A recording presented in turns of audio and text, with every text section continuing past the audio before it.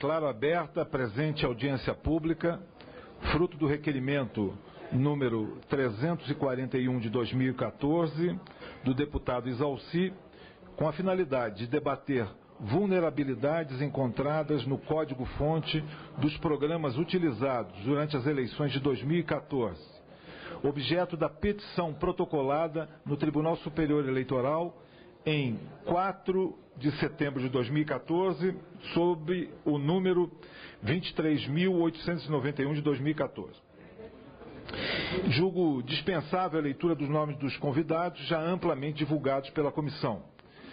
Justificar a ausência o senhor Ian Rodrigues Dias, advogado e delegado do Partido Democrático Trabalhista, junto ao Tribunal Superior Eleitoral. O senhor Marcos Ribeiro de Ribeiro, consultor jurídico do PDT. O senhor Giuseppe Dutra Janino, secretário de Tecnologia da Informação do Tribunal Superior Eleitoral. O senhor Eumano Amâncio de Sá Alves, assessor de Planejamento da Secretaria de Tecnologia da Informação do Tribunal Superior Eleitoral. E o senhor Vitor Reis, diretor da empresa Smartmatic Brasil. Composição da mesa. Convido para tomarem assento à mesa a senhora Maria Aparecida Cortis, advogada especialista em processo eletrônico de votação.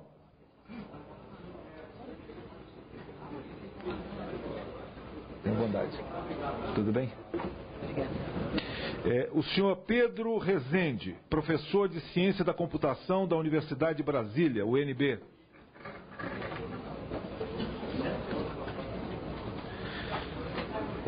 Tudo bem, mestre Pedro? Tudo bem, você conseguiu? Tem um outro problema com o termo de... Tá. Sim, nós já entendemos. Tá bom.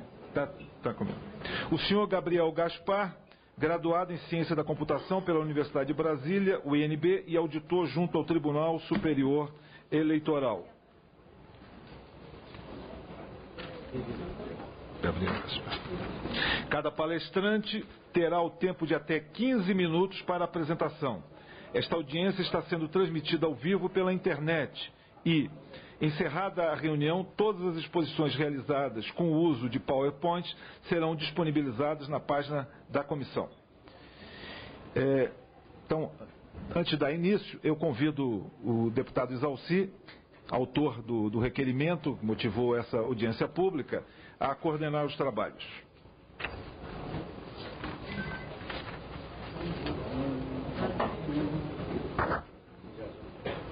Está aqui, olha, está aqui na...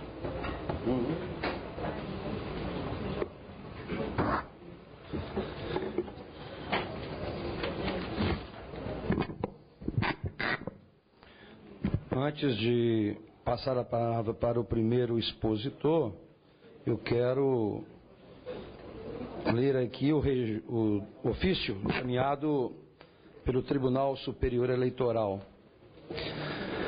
Tribunal Superior Eleitoral, ofício 6.017 de 2014, Brasília, 15 de dezembro de 2014.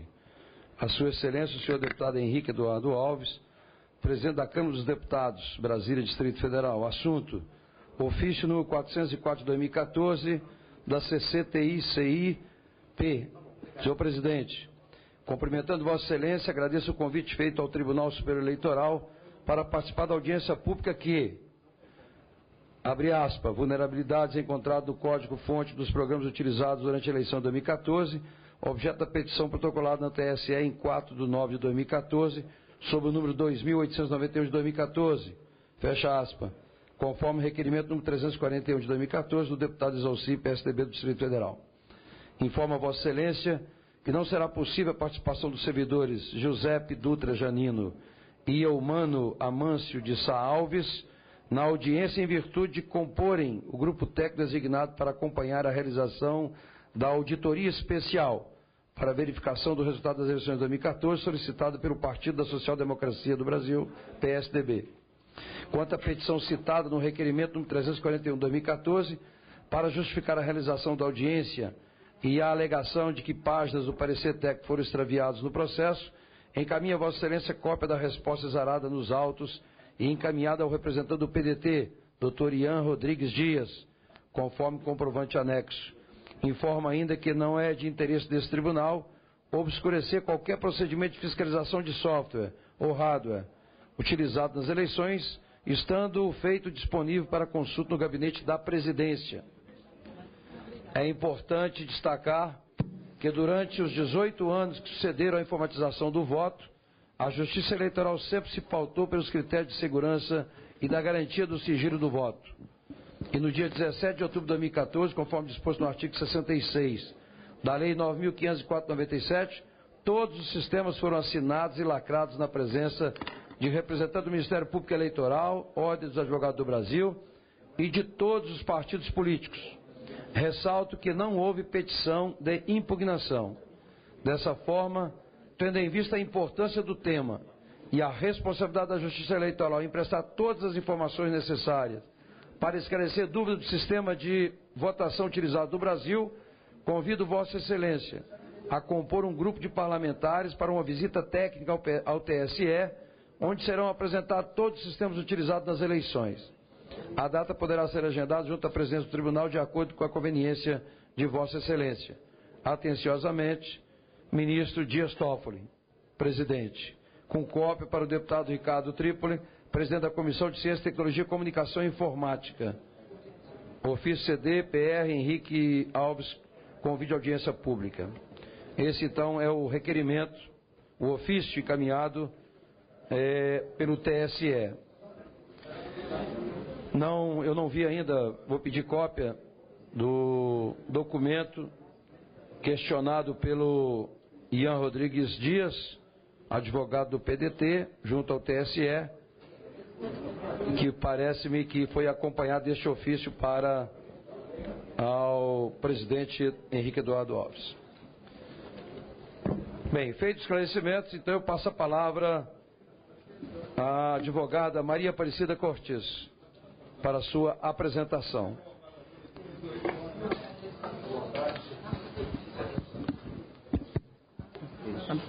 Agradeço a todos, parabenizo o presidente da comissão por ter permitido a nossa participação para trazer essas informações para vocês, que eu acho de muita relevância, que ela não tem a conotação partidária, ela tem uma conotação de mudar o sistema eletrônico de votação do Brasil, que é o único no mundo. Todas as nações que vieram aqui para conhecer esse processo, elas o rejeitaram por força de não ser um sistema auditável. E eu gostaria do que eu vou falar aqui, que fosse analisado por dois aspectos. O primeiro aspecto, que fosse na condição da justiça eleitoral como réu. Porque eu, como advogada, eu aprendi na faculdade, eu levo isso para a minha vida normal, é que teriam que existir, no julgamento das ações de processo eletrônico de votação, três entes: o autor, o réu e o juiz. Na nossa concepção jurídica, existem apenas dois. E a Justiça Eleitoral, ela assume a condição de julgador e de réu. Então, por essa razão, este ofício, ele diz que não houve nenhuma impugnação ao processo eletrônico de votação. Sim, houve. A petição está aqui, o processo está aqui. Eu participei da lacração, do desenvolvimento dos programas, e posso dizer para os senhores que nós fizemos uma petição muito arrazoada em relação daquilo que a gente encontrou lá. E outra questão que eu gostaria de colocar também para ser analisada junto com a minha exposição é a seguinte: hoje, nós advogados, operadores do direito, nós temos que agir dentro da legalidade, dentro da juridicidade, mas também com técnicas de camuflagem, para a gente conseguir entrar na Justiça Eleitoral e fazer uma auditoria independente, porque a Justiça Eleitoral, ela bloqueia todas as portas dos partidos. Vocês vão ouvir dizer que a Justiça Eleitoral coloca tudo à disposição. Não, isso não é verdade. Ela entrega sim os documentos, mas vocês vão ter que percorrer pelo menos 5.000 zonas eleitorais para procurar isso. Quem tentou fazer fiscalização, auditoria, até hoje não conseguiu. Por quê? Porque o réu julga os processos. Então eu vou passar a minha experiência desse ano. Eu participei do desenvolvimento. A primeira fase do processo é o desenvolvimento. Eu participei, o professor Pedro e o Gabriel. Como é que eu agi esse ano para inovar? Eu pedi ao professor Pedro que ele me arrumasse um aluno que fosse o protótipo do professor Diego Aranha, que foi o professor que conseguiu provar que o processo eletrônico não obedecia ao princípio do sigilo do voto. O professor Pedro me indicou o Gabriel, eu peguei esse menino e coloquei dentro do TSE. O TSE não sabia que nós estávamos num grupo preparado para analisar o código-fonte da mesma maneira que o professor Diego. Então, vamos dizer que eles abriram a guarda. Tá? A análise não pôde ser muito profunda, porque o Gabriel só pôde ir até o TSE em agosto. E isso é bom e ruim. É bom porque os programas já estavam quase todos prontos, todos redesenhados. E ruim porque a gente teve pouco tempo. Mas diante da orientação do professor Diego e da colaboração, da coordenação do professor Pedro, deu tudo certo, a gente conseguiu fazer uma análise boa. O que nós encontramos nesse código-fonte? Encontramos um programa que, na minha opinião, que se eu fosse mudar o resultado das eleições, eu usaria esse método, esse programa. Ele se chama Inserator e, pior, ele faz parte do SIS, que é o Sistema de Segurança do Processo Eletrônico de Votação. Então, a Justiça Eleitoral, ela diz muito em propaganda que nós temos a garantia de que o SIS... que o Sistema de Segurança do Processo Eletrônico de Votação é forte, que ele não permitiria que um programa fraudulento ou que houvesse um ataque ao processo. Não, isso não é verdade, porque o Inserator, esse programa, ele serve exatamente para validar um programa que não é oficial, rodando no processo eletrônico de votação. E eu queria aqui também alertar que nós não estamos falando de urna, tá? Nós estamos falando de código-fonte. O código-fonte, ele é aquele que dá os comandos para que a urna eletrônica produza o resultado. Então, nesse código-fonte existe um artefato, a gente apelidou de artefato, chamado Inserator, que permite validar um código, um programa que não seja o oficial. Eu usaria esse programa se fosse fraudar uma eleição. Bom, nós fizemos outras descobertas técnicas também. A gente descobriu que o computador que gera as mídias, como que se gera as mídias? Nós estamos na fase de desenvolvimento. No desenvolvimento, os programas são lacrados, assinados, só que lacraram, assinaram, criptografaram um programa que estava com Inserator lá dentro. Então, ele foi para os estados. Chegando nos estados, é gerada uma mídia. Gerou a mídia vai para as urnas, carrega as urnas e vai para a votação, produz o resultado e vai para a totalização. Nós descobrimos também que o computador que gera as mídias, ele fica conectado à internet. Eu fiquei assustada porque hoje eu li com mais vagar o processo e a Justiça Eleitoral alega o seguinte, que o computador tem que ficar conectado à internet sim, porque não existe forma de se transmitir os dados para os estados e que existe um sistema que garante isso, que é o SIS, que é o próprio sistema que estava com o Inserator, que contém o Inserator. Muito bem. Nós fizemos esse levantamento, foi feita uma petição, a gente esperou o programa ser lacrado, assinado, para que a gente tivesse certeza que ele não foi retirado lá de dentro e que ele teria o condão de causar dano, ele seria transferido para os estados. Nós esperamos, aí no momento adequado a gente protocolou essa petição, que é sim uma impugnação do processo no momento adequado, tempestivamente. Bom, o que aconteceu? Esse processo, ele não virou processo, eles juntaram os documentos. Quando nós fomos procurar depois da decisão, a gente verificou que ele não tinha sido autuado, ele foi omitido do Ministério Público e a decisão foi dada em cima de um parecer, vou dizer, entre aspas, um parecer que não tinha todas as cópias. Isso aqui está no processo, tá? Não tem como escapar, não tem como se dizer que não estava. Então, o que aconteceu? O que diz a legislação? A legislação diz o seguinte, que uma vez impugnado, é o artigo 13 da resolução 23397. Ele diz o seguinte, uma vez impugnado, o processo será autuado na condição PET, que seria petição, ele será ouvida a Secretaria de Informática e será ouvido também o Ministério Público. A Justiça Eleitoral julgou da seguinte forma: ela pegou o processo, não autuou, pegou as folhas soltas, não passou, omitiu essa impugnação do Ministério Público e deu uma sentença pelo indeferimento. Aqui eu queria voltar a chamar a atenção do seguinte: senhores, nós estamos falando do réu. Essa atitude é compatível com a atitude de réu. Se tem aqui algumas pessoas que são advogados, vão saber que o réu ele não é obrigado a produzir prova para si. Então a Justiça Eleitoral ela tinha realmente que dar um jeito nisso daqui, que fazer isso daqui virar não PET, não processo, porque ele vai ser incinerado, em papel solto. Então, nessa concepção, não há que se atacar a Justiça Eleitoral, nós temos que mudar o sistema, porque eles estão agindo como réu. A Justiça Eleitoral deu uma decisão fora da juridicidade, fora dos padrões de uma resolução que foi feita para essa eleição. A gente não está falando de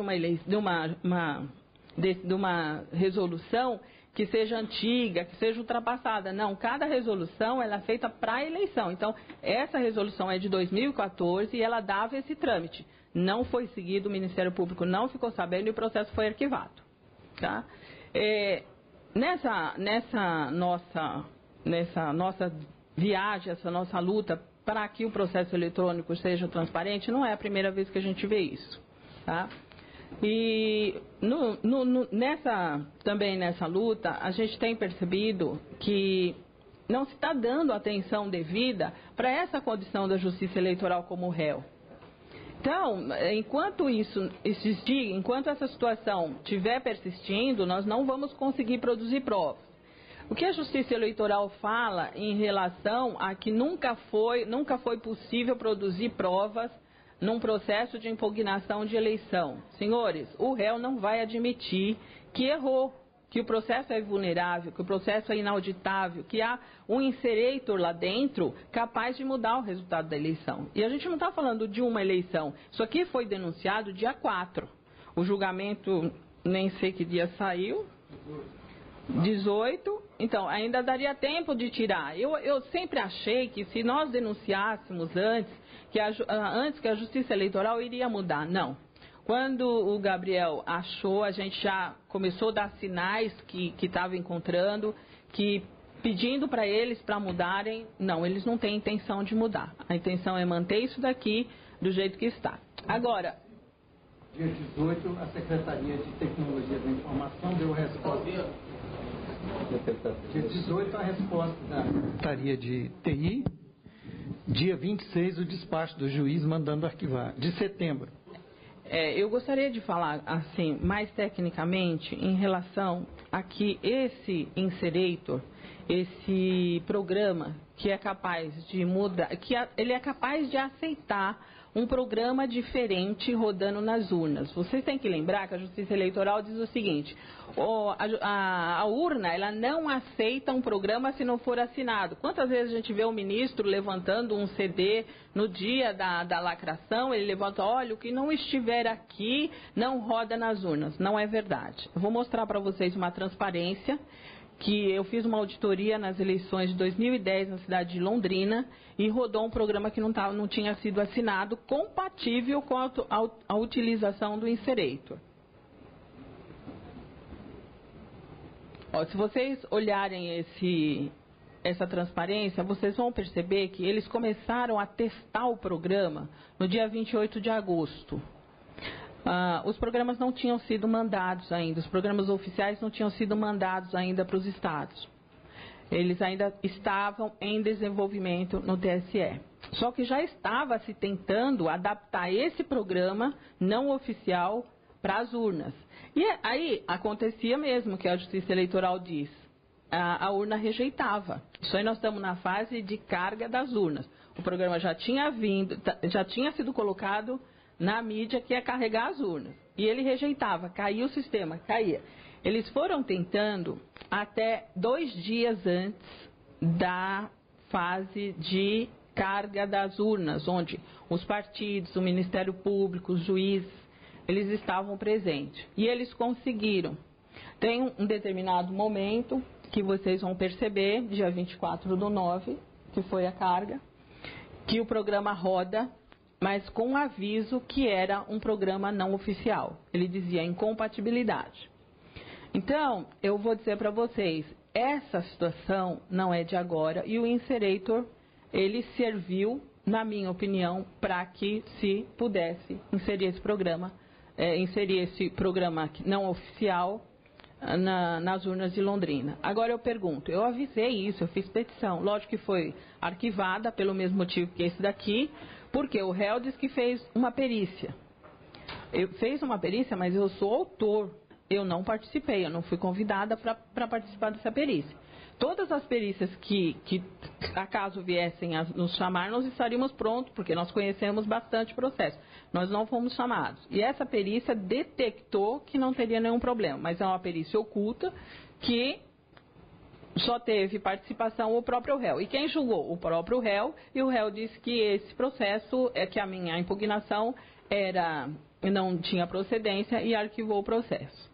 E eu queria, assim, já para finalizar, mostrar mais uma coisa para vocês. Na condição de réu também, a Justiça Eleitoral, ela compra laudos. E é natural. Todos aqui que somos advogados, a gente já preparou petição inicial ou petição de contestação com laudo. Laudo de grandes empresas, de grandes instituições, para que aquelas instituições dissessem que a nossa tese era verdadeira. Não que ela seja mentirosa, mas ela chama para si alguns aspectos que são de interesse do cliente. Só que nós levamos isso para o juiz e o juiz indica um assistente, um perito dele, que vai decidir a causa para um ou para outro laudo. Só que a Justiça Eleitoral, como é que ela faz? Ela própria produz a prova, ninguém sabe o que ela mandou para ser analisado, ninguém tem controle do que ela pediu, dos documentos que ela assinou, que a instituição ou o técnico assinou para poder fazer aquele laudo, e ela gasta fortunas com uma propaganda dizendo, não, olha, fulana disse que a urna, né? Normalmente ela fala urna, ela esquece de falar da fase de desenvolvimento, da internet que está ligado, que ela manda os dados pela internet, recebe os dados pela internet, que qualquer um pode capturar, ela fala urna, é robusta. Então, senhores, eu aqui, já encerrando a minha fala, eu queria colocar que enquanto nós tivermos essa situação, nós não vamos conseguir provar nada, mesmo que a gente indique que existe sim um programa na urna que é vulnerável, que um programa que pode alterar o resultado, o juiz não vai aceitar e os colegas ainda vão ter que enfrentar o seguinte, técnicas jurídicas legais de camuflagem agora. Por quê?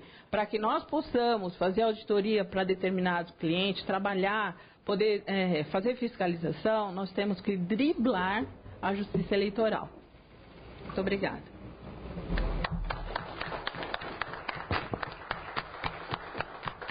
Eu agradeço a exposição da doutora Maria Aparecida e passo imediatamente a palavra ao auditor Gabriel Gaspar para a sua apresentação.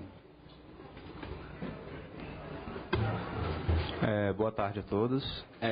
Agradeço a oportunidade inicialmente de estar aqui e preferi manter a minha apresentação um pouco mais sucinta, exatamente para evitar ficar falando muito tempo a respeito de coisas mais técnicas. E na condição de auditor, acho que cabe a mim falar estritamente a respeito de questões mais técnicas, exatamente voltadas para o código. E é isso que eu vou me ater a falar aqui. Então, inicialmente eu gostaria de estabelecer o tipo de condição que a gente teve ali para poder fazer a auditoria. Deve ficar lá, fica ali, mais com vontade. Perfeito. Pode fazer a apresentação. Olá. Aqui na frente? Então, o que nós tivemos ali disponível para a gente como auditores é um ambiente Windows.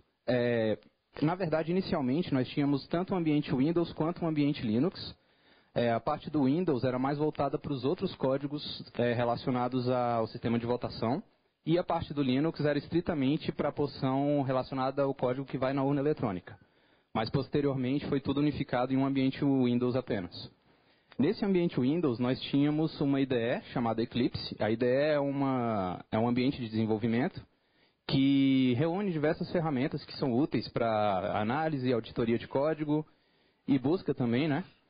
E ela fornece bastantes finalidades, funcionalidades, né, que facilitam bastante esse tipo de análise para a gente. Então, esse é um ponto positivo. A IDE Eclipse auxiliou bastante. Agora, com relação a um ponto não tão positivo, nós tínhamos que entrar sem a capacidade de fazer qualquer tipo de anotação. Então, quando você considera um universo de 90 mil arquivos e aproximadamente 17 milhões de linhas de código, é um tanto quanto complicado você chegar num dia, analisar diversos códigos, e no dia seguinte você chega e não faz ideia de onde você estava, de onde você parou, tem meio que começar o processo de novo. Então, isso não foi um ponto tão positivo, né? Outro é a impossibilidade de independência que a gente tem nesse tipo de análise. Eu não posso ali, minha intenção era chegar ali como acadêmico, um ex-aluno da UNB, para analisar o código da urna eletrônica, os códigos relacionados ao sistema de votação. Mas por conta da Lei 9.504, apenas o pessoal do Ministério Público, da OAB ou dos partidos políticos pode fazer esse tipo de análise. Então eu tive que ir ali vinculado a um partido político. Acho que seria interessante que houvesse essa possibilidade de independência. E, como último ponto, a gente tem que assinar um termo de sigilo proibindo a gente de falar a respeito do que a gente encontrou ali dentro. Então, eu tive que assinar esse termo de sigilo, mas algumas coisas vieram a público, foram divulgadas na imprensa, e eu vou me ater a falar esse tipo de coisa. Eu não pretendo desrespeitar o termo de sigilo, e vou falar a respeito do que veio a público.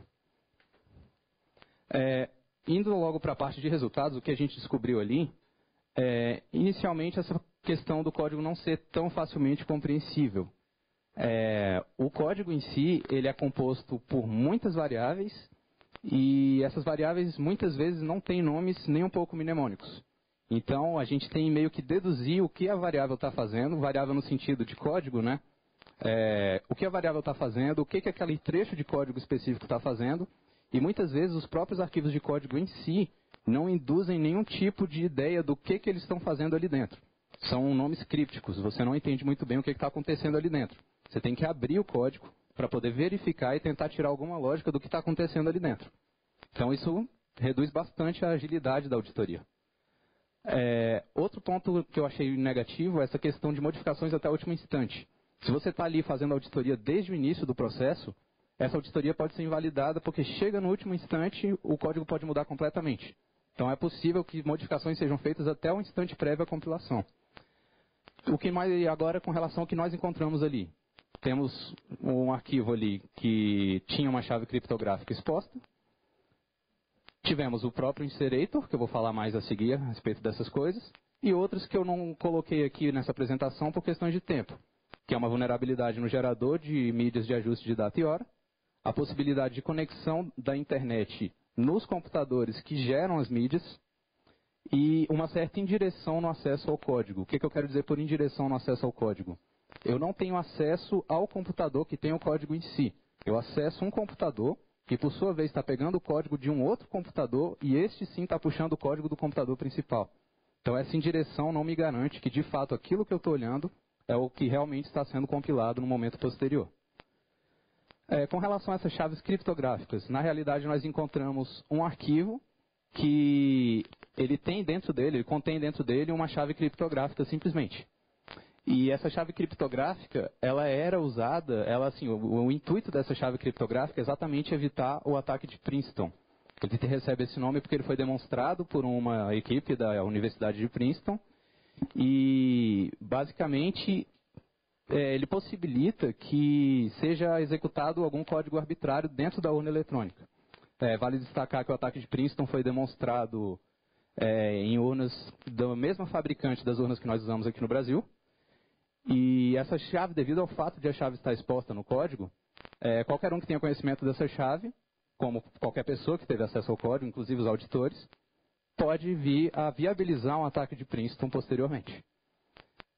Agora, um problema que eu acho maior ainda do que ter isso no código é o fato de isso já ter sido avisado. Na verdade, não fui eu que descobri essa história do código da chave exposta, foi o professor Diego Aranha, nos testes de 2012. Ele já tinha descoberto isso e já havia relatado esse tipo de coisa. Isso em 2012, e aparentemente nada foi feito a respeito.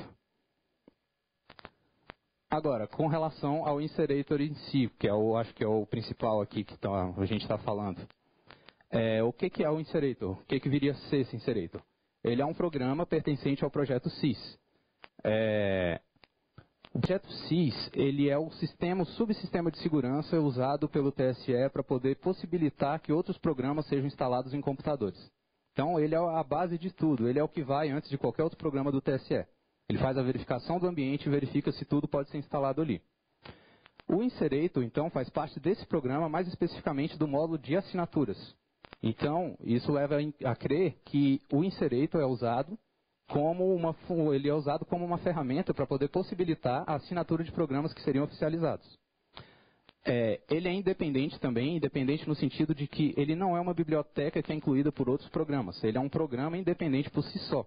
Ele tem um ponto de entrada, ou seja, em linguagem mais técnica, no C++, tudo que possui uma função main gera um executável por si próprio. Ele possui esse executável, ele possui essa função main, então ele é capaz de gerar um executável por si próprio e pode ser executado via linha de comando pelo operador dele. Ele faz uso de uma classe chamada minica.cpp, que eu já vou entrar nela em instantes. E essa classe minica.cpp, ela funciona como uma mini autoridade certificadora. Ela fornece uma senha constante fixa para que o Inserator possa fazer uso das chaves criptográficas que ele vai poder acessar. Ele vai usar essa senha fixa para poder cifrar chaves. Eu já explico isso mais adiante. O que ele faz? Ele gera um script SQL para inserção de chaves em um banco de dados. Então, basicamente, ele acessa uma chave criptográfica usada para a assinatura, cifra essa chave criptográfica, guarda essa chave em um script SQL, e esse script SQL, mediante execução, joga essa chave cifrada dentro de um banco de dados. De acordo com a resposta que eu recebi do pessoal da STI, o Inserator não se encontra mais em uso. Ele era usado até 2004 exatamente para finalidades de certificação. E a partir de então, de acordo com a STI, ele parou de ser usado. Agora, como ele funciona? Você simplesmente aponta para ele uma chave pela linha de comando, um arquivo referente a uma chave criptográfica na linha de comando. Ele cifra essa chave com a senha da minica, nessa classe minica, que é uma senha constante, fixa. Quem tem acesso ao código da minica, como os auditores e qualquer técnico que tem acesso ao código, sabe qual é essa senha, eu sei qual é a senha. Insere essas chaves em um script SQL cifrado e salva esse script em um arquivo para que esse arquivo possa ser executado posteriormente e a chave, então, seja inserida no banco de dados. Por que, então, isso é tão vulnerável? Por que ele vulnerabiliza tanto? Primeiro, ele está na parte de assinatura do subsistema SIS. Então, o subsistema de assinatura no módulo SIS leva a crer que isso tudo é usado para autenticar programas. Então, se é uma assinatura, ele está autenticando o programa, está indicando que aquele programa é oficial. Se eu tenho acesso aos arquivos gerados por uma senha fraca, e sabendo a senha, tem como eu pegar essa chave, decifrar a chave, e de posse da chave eu posso pegar um programa meu e colocar ele e assinar esse programa, e ele vai se passar no sistema como sendo oficial. Outro problema que o Inserator traz é essa questão da dispersão das chaves. Ele cifra a chave com uma senha fraca, salva essa chave em um arquivo que fica em alguma parte do sistema de diretórios e manda essa chave depois, mediante execução, para o banco de dados. Agora, como ele está distribuindo essa chave tanto em um arquivo quanto no banco de dados, então são vários pontos em que eu posso acessar essa chave e obtê-la por meio do conhecimento da senha fraca que está cifrando ela. Ou seja, eu não preciso ter acesso ao banco de dados, basta acessar o script. Se eu tenho acesso ao script, eu consigo recuperar a chave que assina.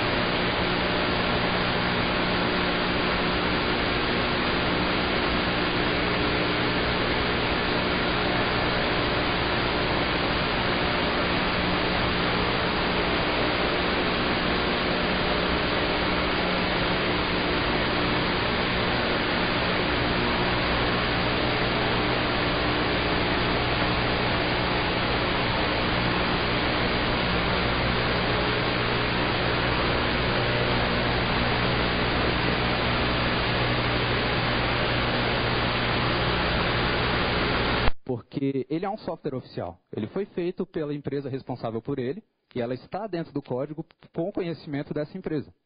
Então, ele não está ali em caráter pirata, ele está ali em caráter oficial, mas o propósito dele é desconhecido. Bem, e foi basicamente isso com relação ao Inserator, foi isso que eu pude colocar aqui. Os outros vulnerabilidades eu preferi me abster por questões de tempo. Agora, fiquem à vontade para perguntar, caso tenha alguma dúvida. Obrigado. Agradeço a exposição de Gabriel Gaspar e passo imediatamente a palavra ao professor Pedro Rezende, para a sua apresentação.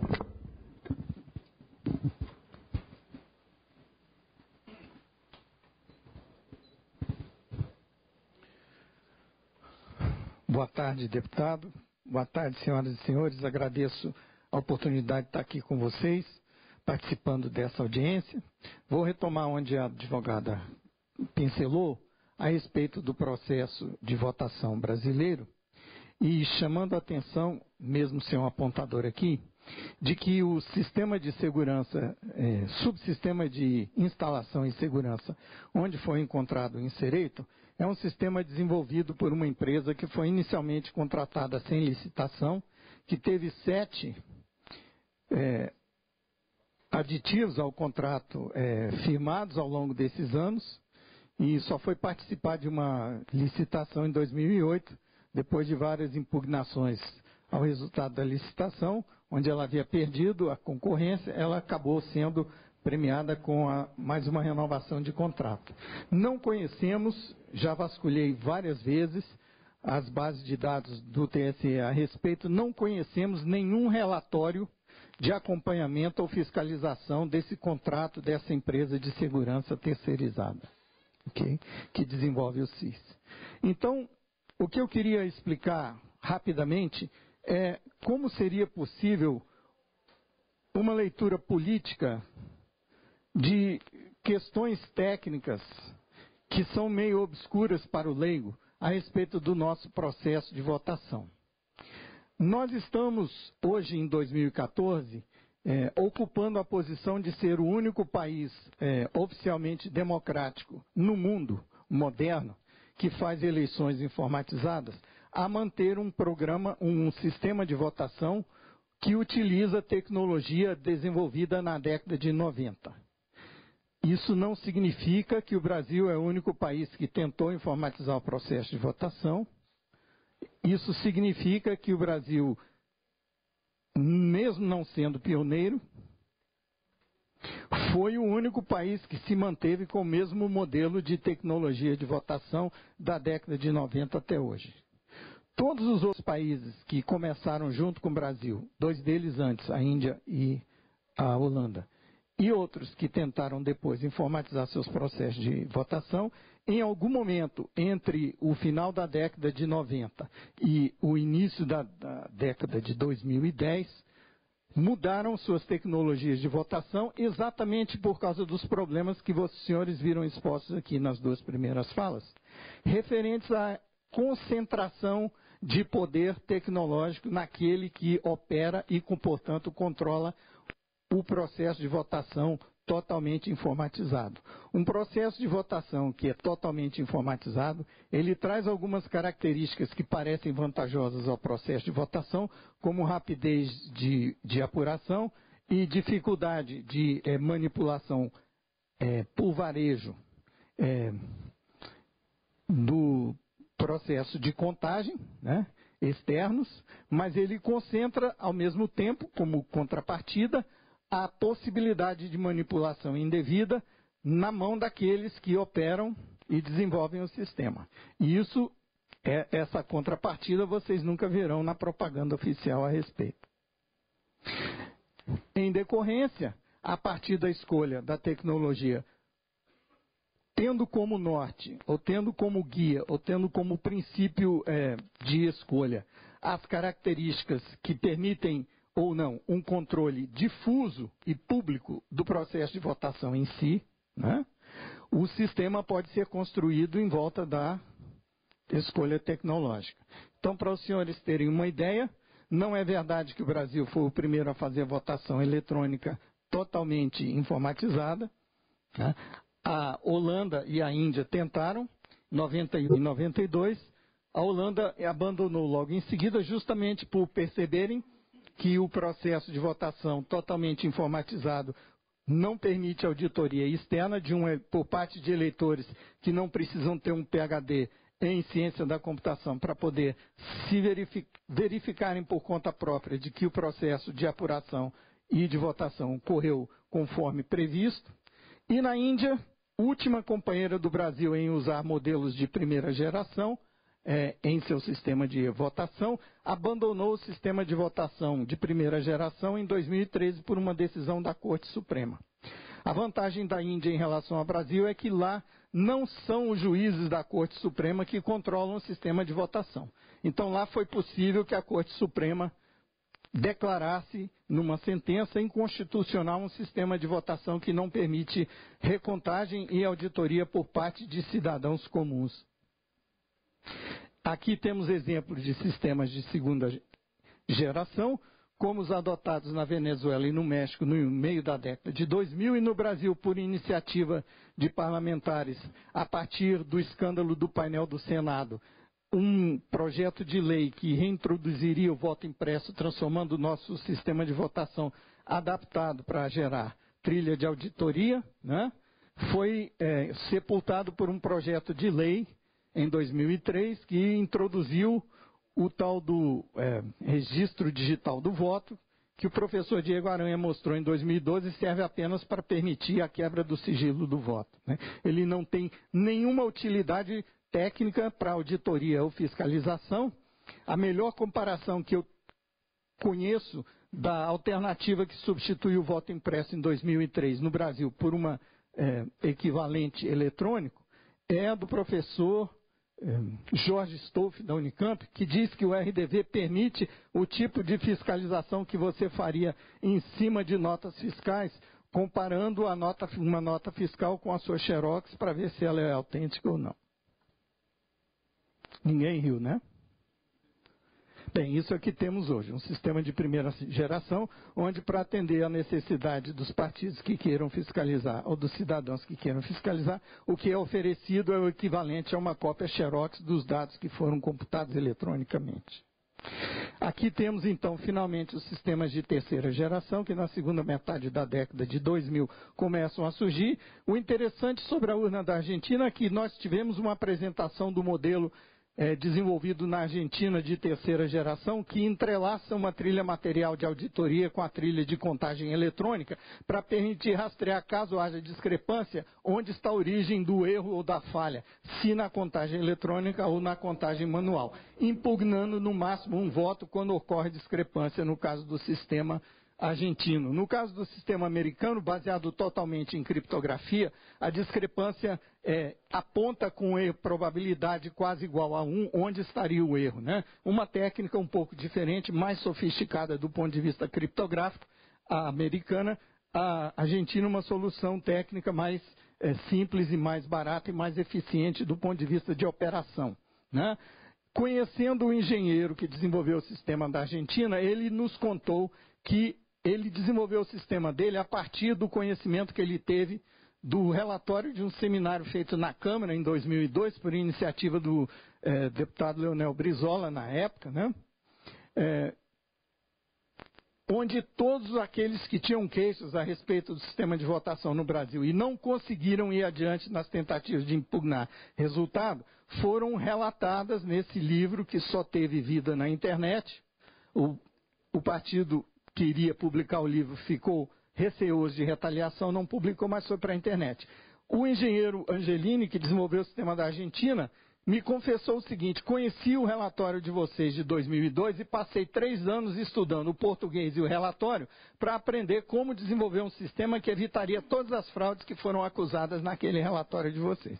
E o sistema que ele desenvolveu se classifica como um sistema de terceira geração. No Brasil, nós estamos indo e vindo por iniciativa do Legislativo, que é eventualmente derrubada por alguma manobra também legislativa ou, por fim, por manobra jurídica, no caso da DI 4543, que derrubou o artigo 5º da Lei 2.789, que teve origem nessa casa, do deputado Flávio Dino e Brizola Neto, né? É a primeira vez que eu venho numa audiência sobre votação eletrônica que eu vejo o auditório cheio, né? Isso, para mim, é um sinal de alento, porque nas vezes anteriores o que eu vi era o temor de deputados de mexerem com esse assunto e se verem castigados nas urnas, como aconteceu durante 3 legislaturas em seguida, com todos aqueles que tentaram fazer reforma legislativa nessa casa, tentando dar mais poder ao cidadão poder fiscalizar o processo, né? Cito aqui de memória o deputado Gerson Pérez, que teve 12 legislaturas em seguida pelo Pará e 12 mandatos seguidos, resolveu fazer uma subcomissão do voto eletrônico, produziu um relatório, entregou ao TSE, na sua 13ª eleição, ele perdeu a eleição. Deputado Sérgio de Minas, Sérgio Miranda, e por aí vai. Então é difícil atacar o problema, porque estamos diante de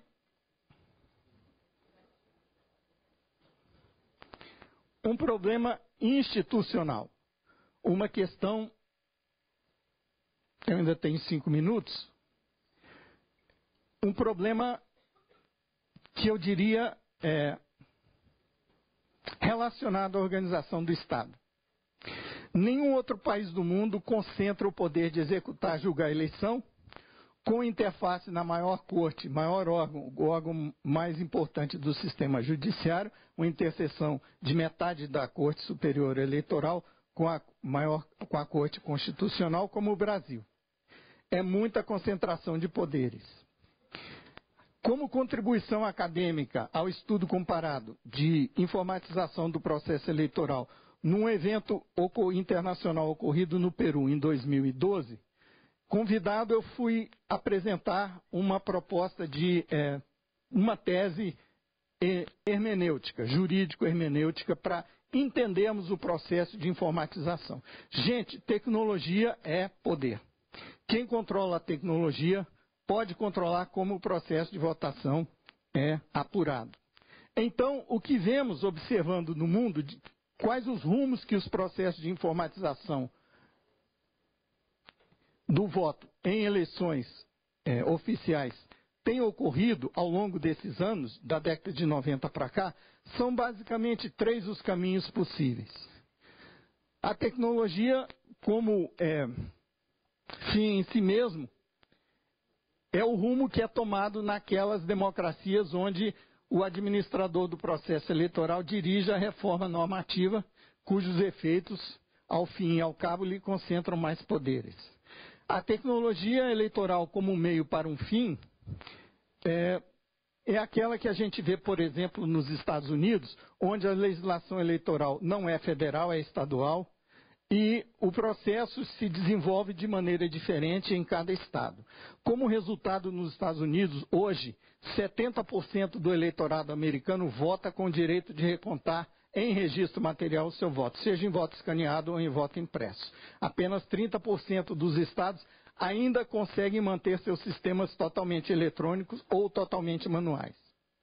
E em países como a Alemanha ou a França, por exemplo, onde são os municípios na França que têm o direito de escolher suas tecnologias de votação, apenas 3% dos municípios na França têm votação eletrônica com registro material escaneado. Os outros todos são votação manual com urna de acrílico, né?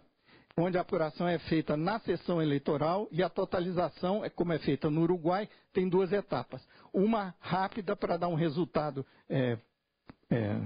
inicial, quando não há muita paridade entre candidatos, e uma apuração definitiva oficial, com todos os cuidados de rastrear a fiscalização do processo de apuração a partir daí. A transmissão para votação rápida é feita de forma eletrônica, mas a validação do que foi totalizado numa primeira etapa, para divulgação dos resultados imediatos, é feita ao longo de uma semana em que o resultado é validado pelo rastreamento da transmissão dos boletins de urna.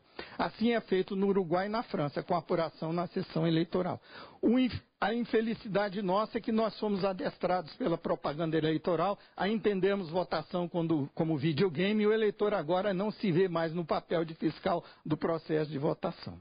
Isso é um desserviço, porque a democracia perde com isso. O eleitor deve participar da fiscalização, porque não há tecnologia que torne o processo de votação seguro se o eleitor não estiver disposto a participar do processo de votação. Não há mágica em tecnologia para resolver esse problema. Bem, para os senhores terem uma ideia em que situação estamos, existe um artigo numa lei ordinária que permite ao TSE editar resoluções que têm a mesma força de lei que uma lei ordinária aprovada nessa casa. Foi com base nesse artigo, que eu desisti de recorrer ao Supremo do meu pedido de dispensa de entregar dados biométricos, porque o verdadeiro motivo técnico para se usar a identificação biométrica que eu entendo no processo de votação não é melhorar a qualidade da identificação do eleitor. Para que serve essa base de dados? Nós temos visto aí no noticiário que ela tem outras utilidades muito mais rentáveis do ponto de vista político do que simplesmente ajudar a identificar eleitor no processo de votação.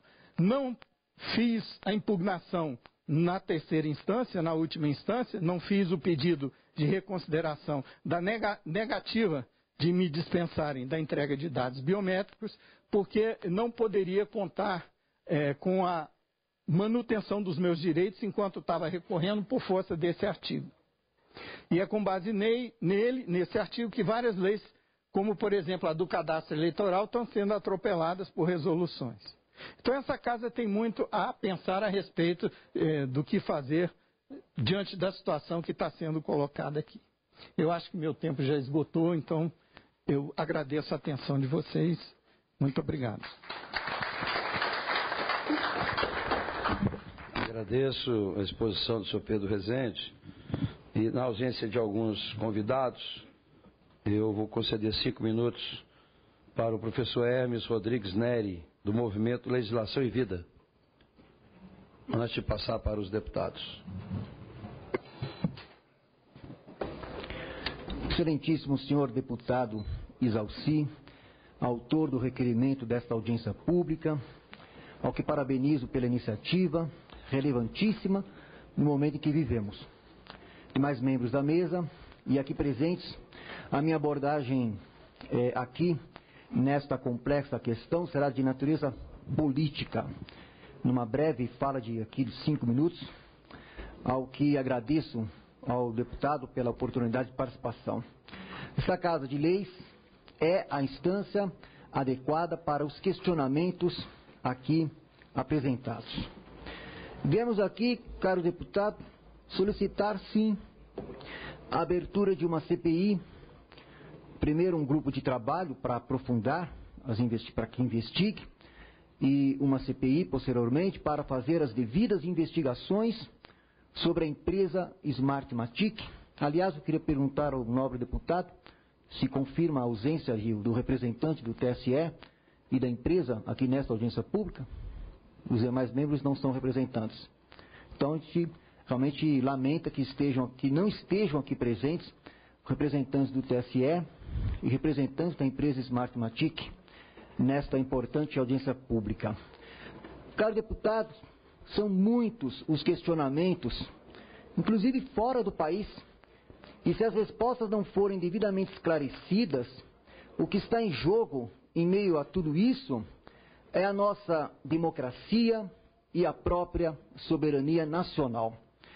Ainda no final do dia 26 de outubro, com o término da votação do segundo turno presidencial, e à espera de 3 horas, em que apenas alguns técnicos do TSE tiveram o privilégio de operacionalizar a apuração secreta. A indignação da população, inicialmente pelas redes sociais, tomou conta das ruas, onde ocorreram várias manifestações nas semanas seguintes, cujas reivindicações expusemos no Manifesto pela Democracia, entre as reivindicações, o pedido de auditoria das urnas eletrônicas, especialmente do envolvimento da empresa Smartmatic com o TSE. Cabe lembrar que o voto é secreto, não a apuração. São vários os questionamentos feitos à referida empresa. Há informações de que está sendo investigado nos Estados Unidos, nas Filipinas e em outros países que merecem sim serem aclarados com uma investigação séria, pois o próprio ministro do STF, Gilmar Mendes, disse que, sim, devemos dar a devida atenção a esses questionamentos feitos, cujos indícios de fraudes pipocaram por toda parte. E, como bem dissemos no manifesto, a própria apuração secreta no TSE, por si só, já é uma fraude, né? Invalidando a lisura e a transparência das eleições, independentemente de fraudes pontuais que a tenham acompanhado. Principalmente porque uma nação não pode abdicar do direito à transparência eleitoral. Não devemos considerar o pedido de esclarecimento, como bem disse o ministro Gilmar Mendes, uma ofensa às instituições ou um atentado à democracia. Nada disso, senhor deputado. Devemos estar preparados para prestar essas informações, até porque estamos a falar de algo elementar, qual seja, da legitimação democrática.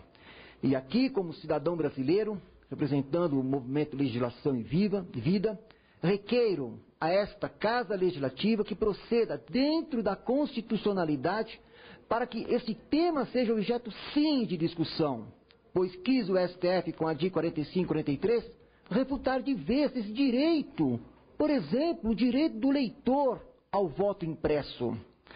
Cabe lembrar que a falta de uma comprovação física do voto e a possibilidade de falhas nas urnas eletrônicas, além de fraudes, foram problemas apontados por especialistas em segurança digital, ouvidos em audiência pública, promovida em 2013 pela Comissão de Ciência, Tecnologia, Inovação, Comunicação e Informática do Senado.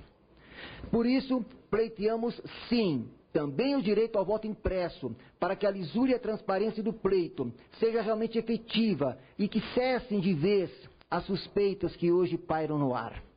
Por isso, o pedido de uma CPI se justifica, evidentemente, no início da próxima legislatura, cuja farta documentação a respeito deixamos a Vossa Excelência para a acurada análise.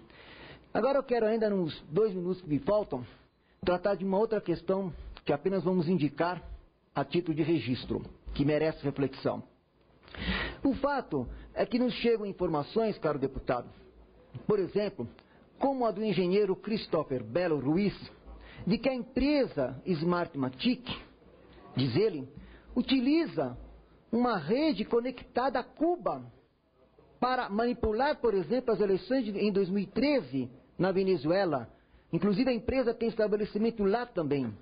E o próprio general venezuelano, Carlos Júlio Peñalosa, que foi comandante-geral do Exército da Venezuela, autor do livro O Império de Fidel, e que fala sobre as ingerências dos Castros na Venezuela, como utilizou a arma cibernética para seu próprio propósito de expansão de seu projeto de poder totalitário em toda a América Latina.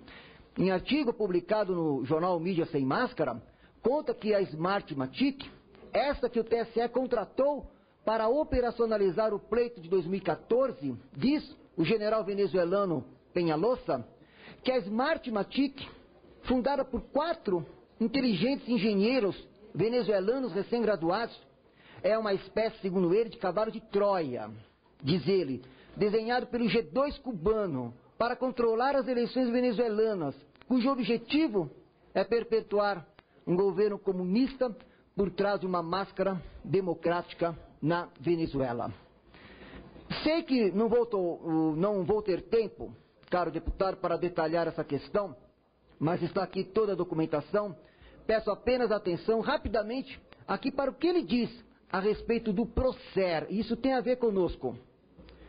Ele conta que há um plano de controle eleitoral revolucionário, Procer, que é a primeira aplicação cibernética do Projeto Futuro. O nome do projeto, Projeto Futuro de Fidel Castro. Formulado como parte da estratégia a utilizar no cenário internacional que Castro chamou de a Batalha das Ideias. O objetivo é construir o que eles chamam a pátria grande socialista, dirigida vitaliciamente por Fidel e seus sucessores mediante o controle das mentes nos países dominados.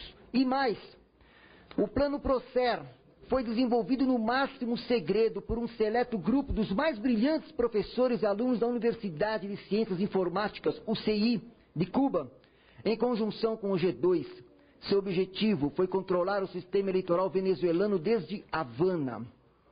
E isso pode ter sido feito também no Brasil em 2014, e que o Plano Prosser para a Venezuela complementa a política de infiltração de agentes e guerrilheiros que Fidel manteve desde que chegou ao poder em 1959. Constitui o passo decisivo que permitirá aos irmãos Castro dominar não só a Venezuela, mas o Brasil e todos os países integrantes do Fórum de São Paulo, que tem o PT como partido estratégico nesse sentido de implantação de um projeto totalitário de poder em toda a América Latina. Conta ainda, para encerrar, caro deputado, o general, que aqui falamos, que a arma cibernética tem como objetivo a penetração dos sistemas informáticos de alguns países vizinhos através de seus sistemas de comunicações. Essa estratégia permitiria obter informação classificada e eventualmente controlar os países escolhidos em conjunção com os agentes cubanos infiltrados em seu seio e seus colaboradores. Depois do colapso soviético, essa ideia permaneceu congelada por longo tempo, por falta de recursos, mas a chegada de Chávez ao poder em 99 permitiu a Fidel contar com o financiamento adequado para desenvolvê-la e, naquela ocasião, portanto, o Prosser estava pronto. Para concluir, esse ponto que nós estamos trazendo aqui, para executar o plano Prosser, entrou em cena a Smartmatic. E o general narra em detalhes como tudo isso aconteceu.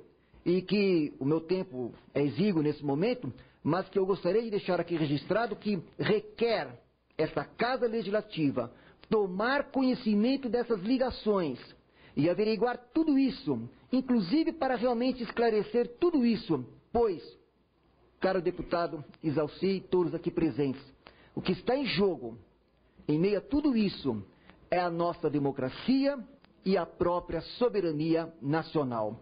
Tenho, como disse, aqui farta documentação que deixarei ao deputado Isalci, sugerindo, deputado, que se forme um grupo de trabalho para o aprofundamento dessa questão e até mesmo, como disse no início, uma CPI para investigar no começo da próxima legislatura a fundo essa relevante questão pelo bem do Brasil. Que a Casa tenha coragem de iniciar a verdadeira reforma política com a alteração da legislação eleitoral, instituindo o voto impresso. Muito obrigado pela oportunidade de participar desta audiência pública. Bem, agradeço ao professor Hermes e, como autor do requerimento, eu quero primeiro registrar, a audiência pública sem o contraponto fica muito difícil. Eu acho que, independente dos técnicos do Tribunal Superior Eleitoral estarem ausentes, com compromisso do TSE, acho que alguém poderia ter substituído, para fazer o contraponto, bem como a empresa e outros que foram convidados. Mas eu quero rapidamente aqui fazer duas perguntas para nossa advogada Maria Aparecida e depois eu vou passar para o deputado Marcos Tebaldi. A pergunta: é possível saber se o programa Inserator foi ou não utilizado? O TSE tem condições de provar que o Inserator não foi utilizado para fins de manipulação de dados? Essa é a primeira pergunta. E a segunda: além da assinatura da senhora no CD que se encontra no cofre do TSE, quem mais assinou o envelope lacrado? A senhora poderá estar presente no momento que este envelope com o CD for aberto para fins de auditoria que será realizado pelo PSDB? Essas são as duas indagações que faço. E mais lamentar, a ausência dos demais convidados. E antes de passar para a advogada, eu passo para o deputado inscrito, deputado Marcos Tebaldi. Senhor presidente, senhores convidados, enfim, os presentes,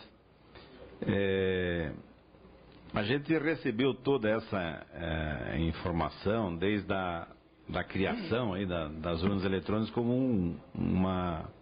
um evento seguro, E passado o tempo a gente começou a receber as informações que ele podia ser aviltado e adulterado.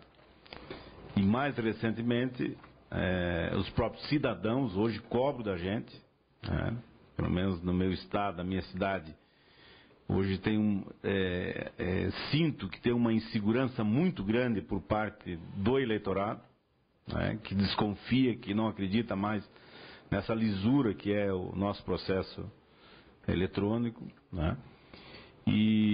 Mas como pouca gente conhece bem, que nem vocês, que nem o Gabriel aí que falou bem, parabéns aí pela sua conversa, tenho certeza que se tivesse mais tempo tu podia até esclarecer melhor, mas é muito profundo, é muito técnico, que muito pouca gente entende, né? O professor Pedro e a doutora Maria, que me preocupa.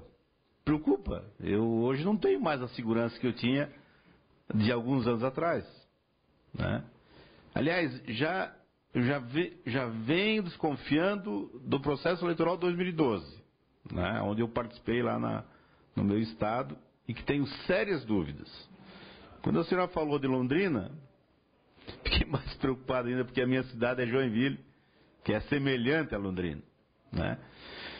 E agora, acompanhando essas eleições, e pelo processo da internet e tal, da divulgação, quando um professor da USP de São Paulo, uns 15 ou 20 dias antes da eleição, ele alertou que poderia existir as fraudes, que as urnas poderiam estar contaminadas, né? E agora todos esses relatos aí, a gente fica meio que, né, e não acreditando muito, mas que pode acontecer, né? Pela inserção desse programa, né, dentro do sistema. E eu não sei o que dizer assim, eu perguntava, tem possibilidade da gente ter uma saída para isso? O voto impresso seria talvez o processo seguro para se ter uma auditoria e pelo menos se fazer depois uma avaliação, né, pegar algumas urnas e fazer essa auditoria? Enfim, o que nós poderíamos fazer para frente, né? Então me preocupa muito isso, ao mesmo tempo que eu quero parabenizar a Exalci e dizer, Exalci, assuma essa bandeira, é importante, porque o eleitorado, olha, você não imagina, se fizer uma pesquisa hoje, não sei se mais da metade do eleitorado já tem desconfiança nas nossas urnas, mais da metade, né? E cada vez que a gente se aprofunda um pouco mais, ouvindo vocês, que entendem, que conhecem, que são especialistas, a gente fica com essa dúvida ainda maior. Então, queria me aliar a você, Exalci, que, né, por isso que estou aqui hoje, por essa preocupação também que tenho, que você assumisse isso, estou junto também para a gente trabalhar junto com os demais técnicos aí, a gente poder chegar num caminho quer dizer, ter uma saída para isso, que a gente possa dar uma segurança aí para os nossos eleitores. Muita gente tem dito o seguinte, não vou mais votar, porque não sei se o meu voto vale. Por que eu vou votar? Aliás, a abstenção foi muito grande. Nós tivemos lá em Joinville mais de 15% de pessoas que não foram votar. Foram os votos brancos, nulos e abstenção. E quem votou em legenda para não votar em candidatos. Então quero parabenizar aí o deputado, parabenizar vocês aí. E queria fazer uma pergunta aí se tem uma saída. Essa saída seria esse voto impresso, ou se a gente tem ainda, teria condições aí de fazer o réu refletir um pouco, né, que é o TSE, né, de poder permitir que se faça essa auditoria que nós queremos, mas enfim, esse processo que vocês tentaram fazer. Eu vou passar a palavra para a professora Maria Aparecida para responder essas perguntas que fizemos e depois, fugindo um pouco do regimento, eu vou abrir três pessoas falarem, perguntarem ou até fazer o contraponto se tem alguém tecnicamente para isso. Então eu vou passar para a professora Maria. Isso, as duas, as três. De informar para o senhor que o voto impresso seria sim uma saída para a nossa situação. Por quê? Seriam dois sistemas operando ao mesmo tempo e se houvesse a fraude, ela teria que compatibilizar os dois. Então ela dificultaria muito. Tá? E na situação que nós estamos, a gente não tem controle nenhum do processo eletrônico. Certo? Então, para nós do CEMIND seria, sim, importante que se implantasse o voto impresso. E eu gostaria aqui de fazer uma brincadeira, se o senhor me permite, com todo o respeito. O senhor disse que os eleitores não estão mais confiando na urna. Depende de quem fizer a pesquisa. Porque a pesquisa do TSE vem que 95% confia, mas é pesquisa de réu. Então, nós temos que estar atento a isso, tá? Então, eu vou passar agora a pergunta específica do Inserator, se é possível saber se o Inserator foi utilizado ou não. Eu já mostrei para vocês que há compatibilidade do caso de Londrina com o uso de um programa similar. Se não foi o Inserator, foi algo muito parecido. Esse programa, ele funciona da seguinte maneira, ele é feito por comando no teclado, ele não tinha que existir, que está lá. Resumindo assim, trazendo para o mundo jurídico o que o Gabriel falou. Ele é um programa que foi para os estados para validar a assinatura. A assinatura é uma questão específica do TSE. Então, ele não poderia ter ido para os estados. Então, quando ele fala que vai criar um script, vai criar uma situação para que esse programa ele seja operacionalizado, para que ele vá para a urna e como programa oficial. Esse seria o script.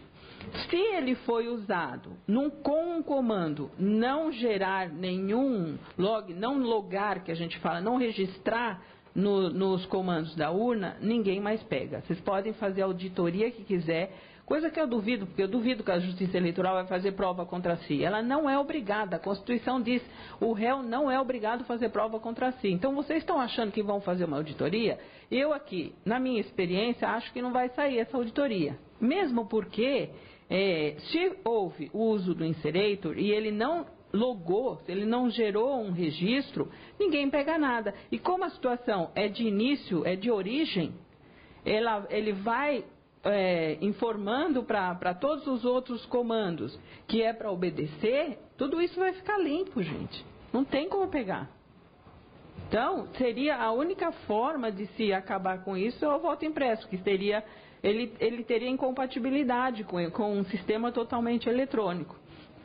Então, eu acho que a Justiça Eleitoral também não tem como fazer isso, saber se foi usado ou não, e ela também não vai se preocupar em provar que ela usou ou não, porque ela não vai fazer prova contra ela, tá? Eu acho que essa seria a resposta para essas duas questões. Eu não fiz essa, não. No CD, desculpa. Esse CD ele foi assinado por mim, eu teria condições sim de saber. Só que eu já vou avisando que o Inserator está lá. Por que ele está lá dentro? Porque nós esperamos o final da compilação e o final dos trabalhos. Então, o Inserator ele foi assinado para ser mandado para os estados no dia 2. Ele foi preparado, homologado e preparado no dia 2. E nós assinamos o CD no dia 4. Então, está lá dentro. Eu teria condições de ir lá e provar para vocês que o Inserator está lá dentro. Agora, se o Inserator não estiver lá dentro, eles fizeram como em 2000 eles apresentaram um programa para os partidos e colocaram outro nas urnas. Então, é possível fazer isso? É possível. Eu acho que não seria o adequado, mas já aconteceu. Bem, com relação a essas três perguntas, se tem alguma complementação, doutor Pedro e Gabriel também, se quiser se pronunciar. Gostaria de esclarecer um pouco melhor em relação ao Inserator, o que convém dizer para completar a resposta da doutora Maria Aparecida. No dia 2, o subsistema de instalação e segurança, chamado SIS, foi compilado. O que quer dizer compilar? Quer dizer fazer uma tradução automática do programa na linguagem em que foi escrita, supostamente de uma forma compreensível para o programador, pelo menos o programador que escreveu o programa, em tese também compreensível para os auditores, e compreensível para esse programa que faz a tradução para o programa executável, em formato binário, que vai, de fato, ser instalado no sistema de segurança nos tribunais regionais. Então, o programa existe em duas versões.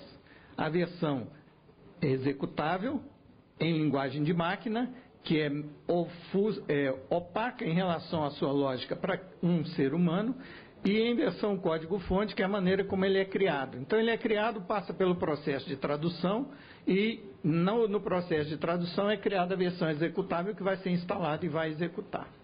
Toda auditoria é baseada no fato de que essa tradução é automática e fiel, não é maliciosa.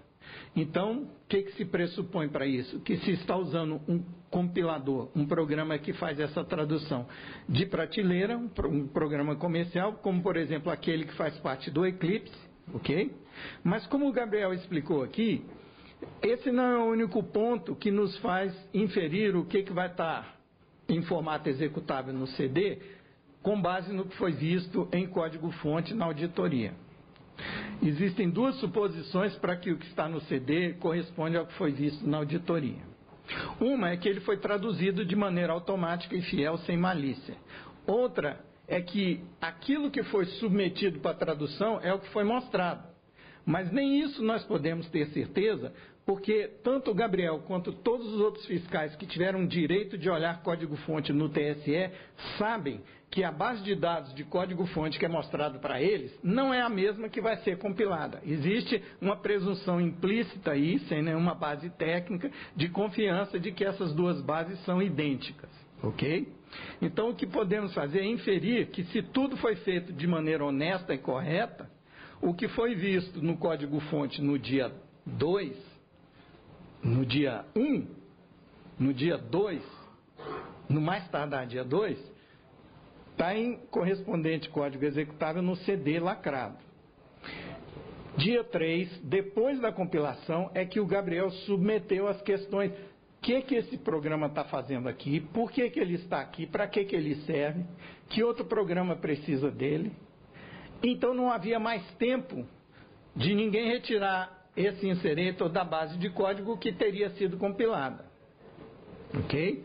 Então, supondo a boa-fé do processo de compilação e as datas em que foi feito o questionamento ao TSE sobre por que aquilo está ali, e a data em que foi compilado e a data em que foi assinado o CD, é que podemos inferir que está lá.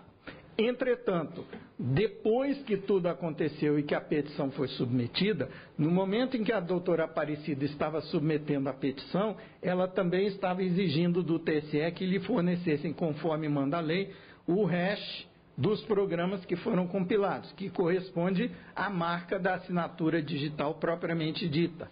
Sem esses hashes do que foi no CD, não haveria como conferir se o que estava sendo usado nos tribunais regionais durante a eleição era o mesmo que estava no CD. Ou mesmo, amanhã, caso se abra esse CD e ele não esteja mais com o lacre físico intacto, se o que está ali no CD corresponde ao que entrou no dia 2. Então, ela precisava desses arquivos de hash. E ela só saiu do TSE depois que conseguiu esses arquivos de hash. Examinamos o arquivo de hash e o nome do inserator CPP não estava entre os programas que foram assinados individualmente. Então, das duas, uma.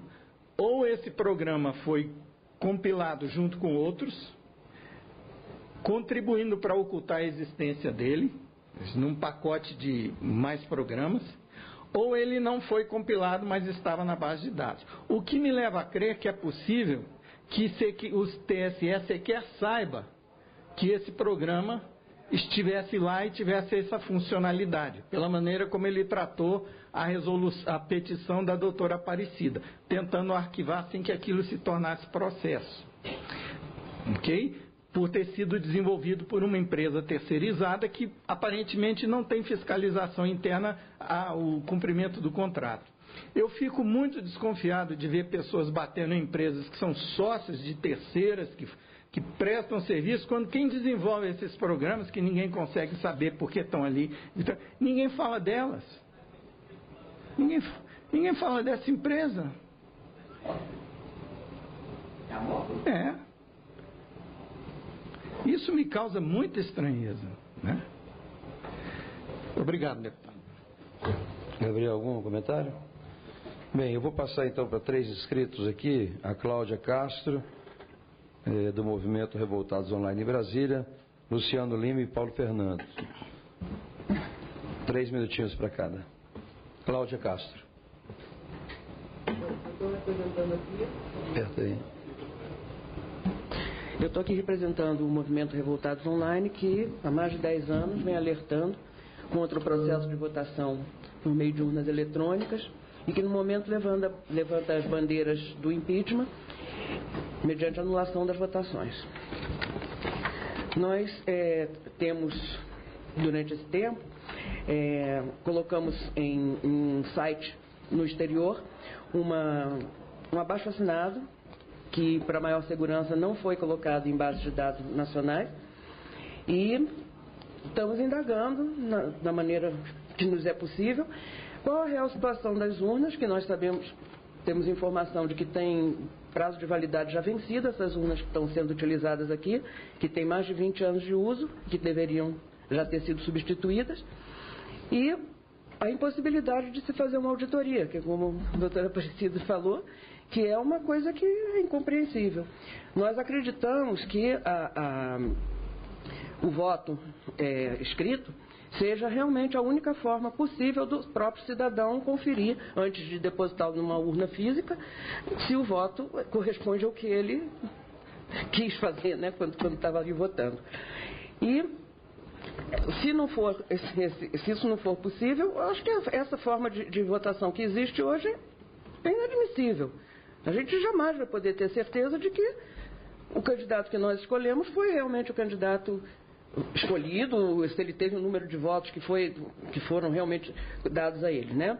Nós sabemos que há indícios que hackers entram nos dados e fazem alterações, e isso está sendo colocado aí por vocês com muito mais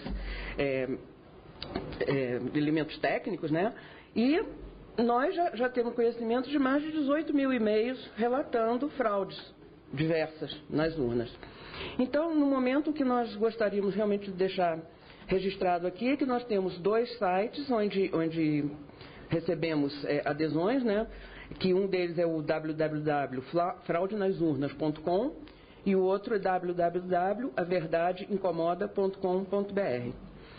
Então, nós gostaríamos de deixar isso registrado e, nessa oportunidade, fazer nossas as palavras do professor Hermes, que disse exatamente tudo que nós pensamos a respeito dessa situação. Agradecemos muito essa oportunidade.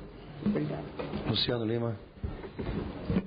Gostaria de desejar uma boa tarde a todos. Meu nome é Luciano Lima, sou historiador, jornalista e radialista. E parabenizar o deputado Exalci por colocar em pauta esse debate tão importante para a nação. Acho que deveria estar aberto aí para todos os brasileiros poderem acompanhar um debate tão importante. Parabenizar também o Gabriel, a doutora Aparecida, o professor Pedro. E dizer, deputado, que eu fiquei muito preocupado com uma fala do professor Pedro, que ele disse que todos os deputados que tentaram acampar essa bandeira perderam a eleição. Acho que a Brasília ficaria muito triste se um dos nossos principais parlamentares não mais estivesse em campo, no campo de batalha, que a gente sabe que o senhor é um dos melhores parlamentares que essa cidade tem. O que está mais do que comprovado é que é um sistema fácil de fraudar e difícil de descobrir. Mas, né, essa é a tônica, né, do debate, né? Fica mais importante a frase do debate, né? Fácil de fraudar, difícil de descobrir. Hoje eu entendo quando alguns políticos chegam em campanhas eleitorais e dizem assim: vocês não sabem, eles não sabem o que nós somos capazes de fazer para ganhar uma eleição. Hoje se entende um pouquinho isso, né?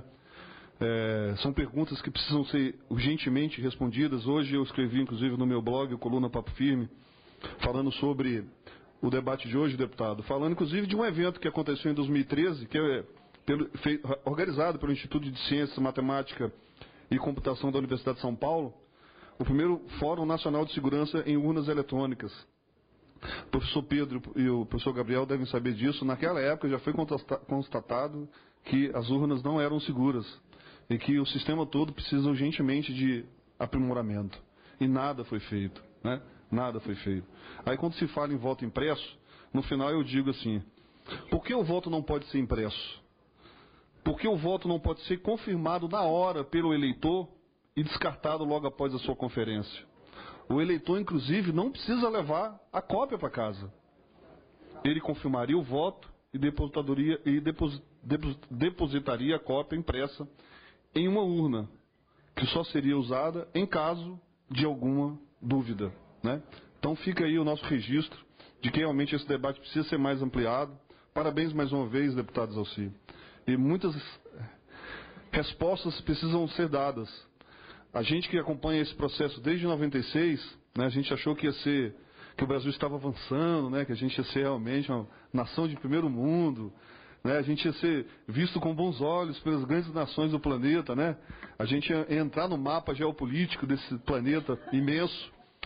E hoje a gente se pergunta, né, por que as grandes nações do planeta, a Alemanha, a Inglaterra e outras aí, não aderem a esse sistema?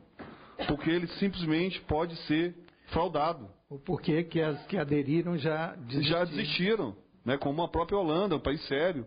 Então acho que a gente precisa acompanhar isso tudo, né? E parabéns mais uma vez, deputado Zalci. Espero que realmente não venha nenhuma retaliação ao senhor, viu? O último inscrito, então, Paulo Fernando, e logo em seguida eu passo, então, para os expositores para responder e fazer as suas considerações finais. Senhor presidente, deputado Zalci, sou Paulo Fernando Melo, quero falar em nome dos advogados eleitorais, cumprimentar minha colega Aparecida. Dizer que o voto impresso ele foi aprovado por esta Casa em setembro de 2009, a chamada mini-reforma eleitoral. E de acordo com o texto desta lei, a partir das eleições de 2014, a urna eletrônica deveria exibir as telas referentes aos votos digitados e após a confirmação do eleitor, a máquina imprimiria um número único de identificação do voto associado à sua própria assinatura digital. Em novembro de 2013, o Supremo Tribunal Federal derrubou a exigência da impressão automática de votos das urnas eletrônicas.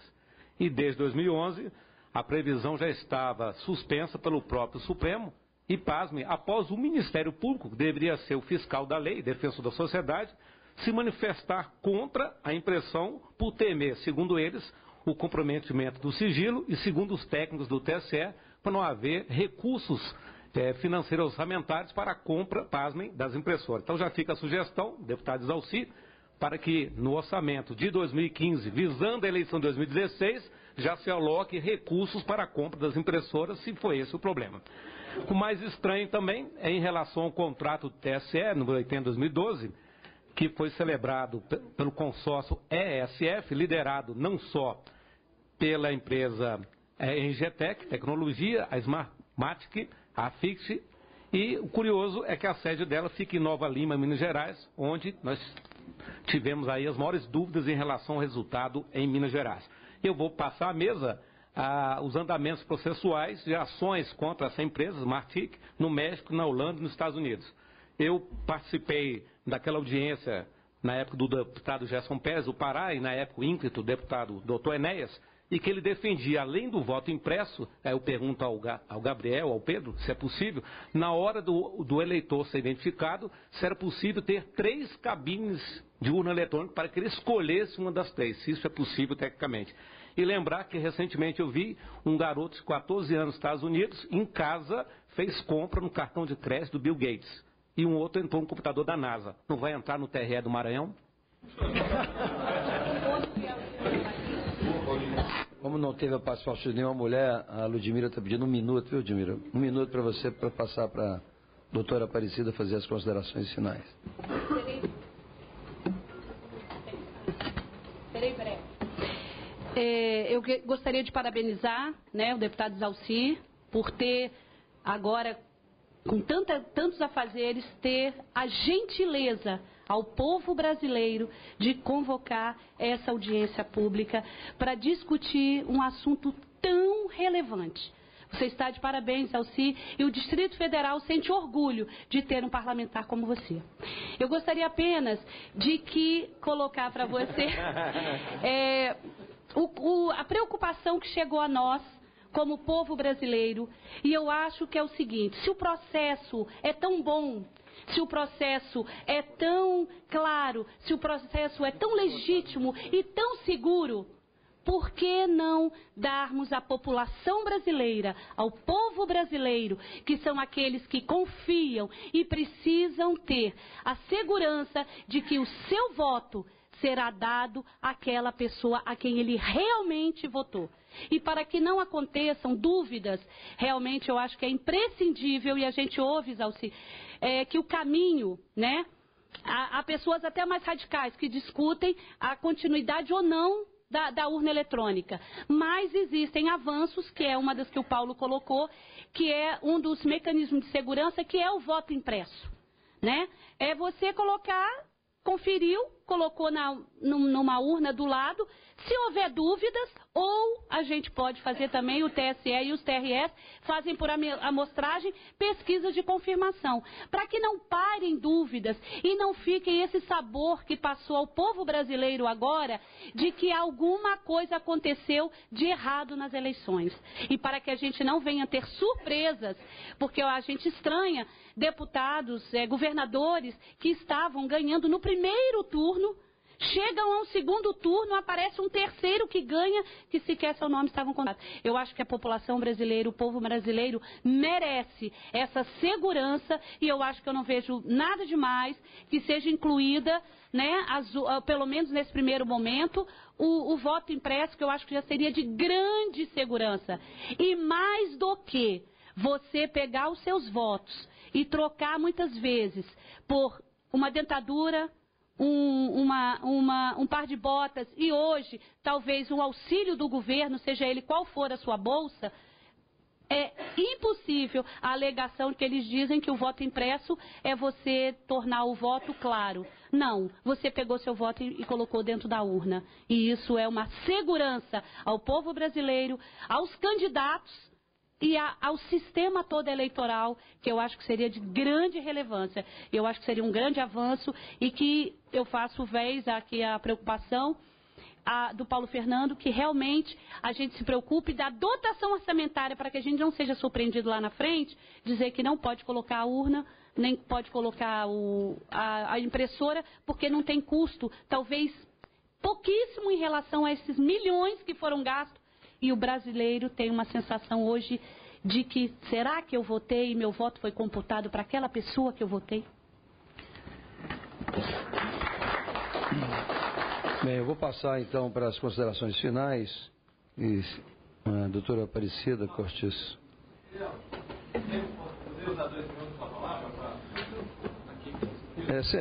Utilize o microfone, se identifique, porque eu tenho que passar rapidamente, que começou a ordem do dia. E nós temos que passar para a votação do plenário. Pode sentar aí nessa cadeira, tem aí. Qualquer microfone desse aí, é só apertar. Isso. Ok. Meu nome é Fabrício Vargas, eu sou da empresa Biomática, sou consultor em biometria. E aí eu acompanhei toda a discussão, e é uma discussão técnica que eu já venho acompanhando há algum tempo. Eu conheço o trabalho do Dr. Diego, são trabalhos ótimos. E eu gostaria de colocar algumas coisas. Foi falado muito aqui da empresa Smartmatic, mas tem uma outra empresa que também é muito relevante nesse processo, que foi esquecida, que é a Diebold, que é quem faz todas as urnas que foram colocadas. É uma empresa que também seria importante participar desse processo e colocar a posição dela. A Diebold, exato. Segunda coisa que eu gostaria de falar é que, assim, eu pessoalmente, eu vejo um certo problema na impressão do voto. Eu acho que ela é uma solução que aparentemente parece dar uma clareza ao processo, mas ela traz um custo e uma quantidade de problemas que pode levar a gente ao impasse e a gente não conseguir melhorar o processo que a gente tem hoje.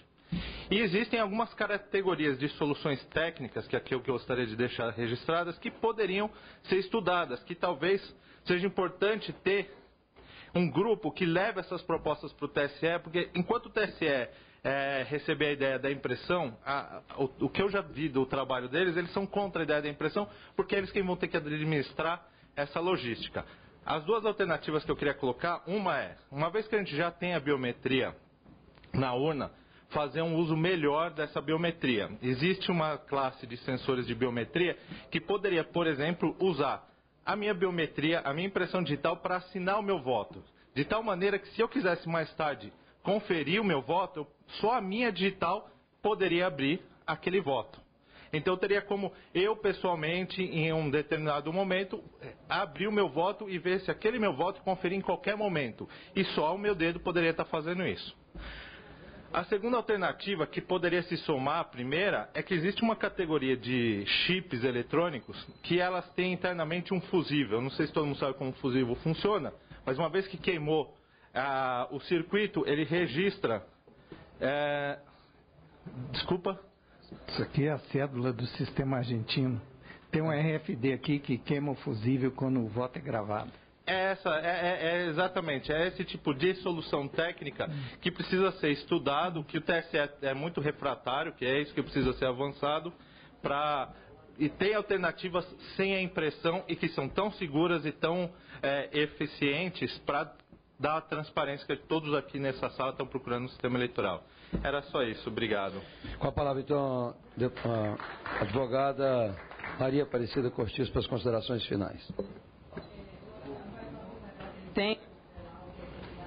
Eu gostaria de estar levantando rapidamente a questão da dotação orçamentária. Não se sabe o que o TSE gasta com esse processo, então não há que se falar que uma votação eletrônica ou um outro tipo de votação que ele demandaria mais verba dos nossos cofres públicos. Não se sabe quanto o TSE gasta. Primeiro teria que se saber qual o valor que é gasto hoje para saber se haveria um aumento ou não na dotação. Hoje o eleitor, ele não sabe em quem ele vota. Vocês aprenderam a duras penas que a Justiça Eleitoral, ela fala que o resultado das urnas, ela preserva o resultado das urnas. Sim, ela preserva. O que a minha experiência me fez aprender é que esse resultado não necessariamente é o resultado que o eleitor quis. Então, a urna, ela pode produzir um resultado diferente daquele que o eleitor produziu. E hoje nós temos no Brasil o resultado das urnas. E uma solução para mim, além de tecnologia, seria tirar a Justiça Eleitoral da capacidade material de julgar os processos que fossem provenientes de processo eletrônico de votação. Nós temos uma gerência administrativa, não judicial. A Justiça Eleitoral, quando ela está operacionalizando o processo eletrônico de votação, ela está agindo como um ente administrativo. Ela não entende. O juiz põe a toga e quer julgar. Não é assim. Enquanto existir esse tipo de confusão entre o administrativo e o judicial, nós não teremos sucesso. E eu agradeço e me coloco à disposição para qualquer coisa que vocês tenham de dúvida. Passo a palavra agora para o auditor Gabriel Gaspar também para suas considerações finais. Eu gostaria de agradecer simplesmente a oportunidade de estar aqui falando sobre esse assunto e a oportunidade também de estar mostrando para vocês como é que são as condições que a gente tem ali de auditoria, uma coisa bastante limitada. A gente não tem a menor capacidade de poder levar para alguma outra análise, alguma coisa que seja interessante para a gente. E tudo que a gente faz ali tem que ficar ali. Não tem a menor possibilidade de anotação, nem de fazer nada que não esteja ali estritamente no ambiente deles. E também essa questão dessa indireção que nós temos com relação o código que a gente está analisando está em uma máquina totalmente diferente daquela que a gente está vendo. A gente está analisando o código em uma máquina quando na verdade ele está em outra. Então, existem várias fragilidades no processo que minam essa questão da transparência, que eu acho que seria interessante de se ter, tendo em vista que é um processo eleitoral do nosso país, né? Então, o termo de sigilo? Exatamente, o termo de sigilo é exatamente para impedir que nós falemos alguma coisa aqui. Eu só estou podendo falar a respeito daquilo que veio a público. Existem certas coisas que eu não estou falando porque não vieram a público, não posso falar. Termo de sigilo, eu prefiro não me indispor com o TSE, claro. Então, essa é outra questão que o senhor levantou. Termo de sigilo não faz o menor sentido quando você tem em mente transparência. Então, é outra coisa que tem que ser avaliada e analisada. Agradeço. Exatamente. Agradeço, Gabriel, e passo imediatamente para vocês finais, professor Pedro Rezende. Por que durante tanto tempo nós brasileiros fomos movidos pelo sentimento generoso de um ufanismo ingênuo a respeito do nosso sistema de votação? Porque fomos manipulados com a propaganda oficial a confundir uma coisa com outra. Segurança, gente, eu ensino o assunto segurança cibernética há 17 anos. É difícil as pessoas perceberem que quando se fala de segurança, o objeto não está fora de si. O objeto são os interesses das pessoas. O verbo associado à segurança é proteger.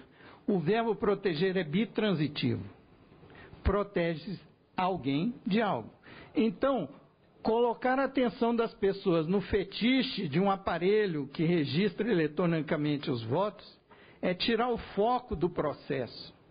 Então, em se falar de segurança das urnas como algo equivalente à segurança do processo eleitoral, está armado o truque ilusionista de fazer as pessoas confundirem uma coisa com a outra e não prestarem atenção na confusão entre o administrador e o julgador do processo eleitoral, que assim concentra poderes.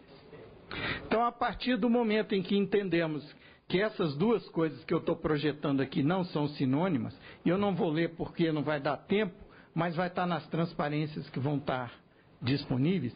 Uma é a segurança do operador do sistema contra a descoberta de falhas ou manipulação indevida. Outro é a segurança do eleitor que acredita em democracia e que é eleição limpa. Porque tem eleitor que quer que seu candidato ganhe por causa de favor que vai receber, independente do método.